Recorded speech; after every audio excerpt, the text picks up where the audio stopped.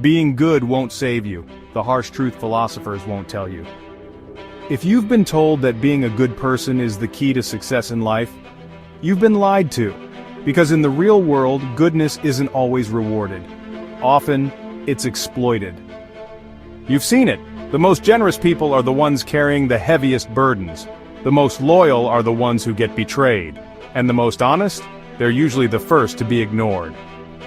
So here's a hard question. Is goodness enough in a world that doesn't play fair? Let's talk about it. We grow up surrounded by stories. Stories that say good people win, bad people lose, and justice always prevails in the end. But step outside the fairy tales and the reality hits hard. The kind person who gives endlessly becomes the emotional crutch for everyone else. The honest worker who never lies or cheats gets overlooked by those who bend the rules.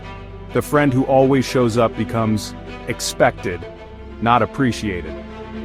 And here's why. Goodness without strategy is not strength, it's vulnerability. People will take what you give, applaud your generosity, and move on when you have nothing left. This isn't to say you shouldn't be good, but if you think that's all you need, you're setting yourself up to lose a game you don't even realize you're playing.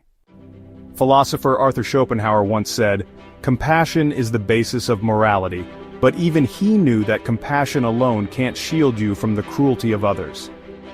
The world isn't built on fairness, it's built on power, perception, and positioning. And those who survive, those who thrive, know how to balance kindness with clarity. They give, but with intention.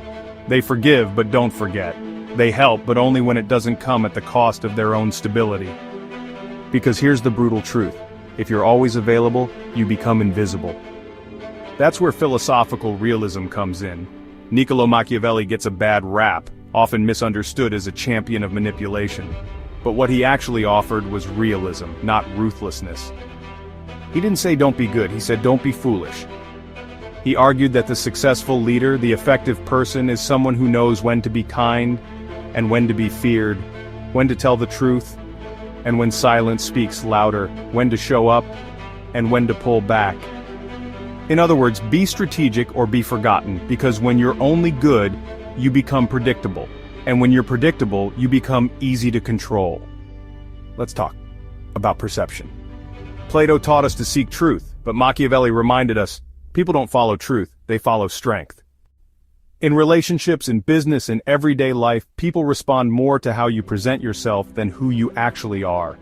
You might be the most skilled, most sincere, most hardworking person in the room, but if you don't project authority, presence, or value, no one will notice. Why? Because we live in a world that trusts confidence, not competence. The loudest voice gets the attention, the boldest posture wins the room, the most mysterious person draws the most curiosity. Power isn't just what you have, it's what people think you have. And one of the greatest sources of power? Silence. In a world addicted to noise, those who speak less stand out more. There is power in not reacting, not oversharing, not explaining yourself every time. People who always need to be understood give away their power, but those who remain calm, composed, and unpredictable command respect. This doesn't mean becoming cold or manipulative, it means learning the value of restraint. Say less than you feel, reveal less than you know, and never show your full hand unless it serves your purpose. Control the narrative or someone else will write it for you. Let's be clear, this isn't about becoming selfish, emotionless, or fake. It's about protecting yourself in a world where blind goodness is treated like an open gate. The philosopher Friedrich Nietzsche once said, "He who fights with monsters must take care lest he become a monster." But what he really meant was, don't become what you despise, but don't stay weak either. So what do? You remain kind, but not naive. You help others, but not at your own expense. You stay good, but not gullible. Because in a world of wolves, being a sheep is not noble, it's dangerous. So here's the final truth. Being good won't save you. But being good and strategic might. Being honest, but also aware. Being kind, but also assertive. Being open, but also mysterious. This is the new kind of power. Not the power to control others, but the power to protect yourself. Because when you know how the world really works, you stop waiting to be saved, and start saving yourself. If this resonated with you, Don't forget to like, comment your thoughts, and subscribe. Thank you for watching.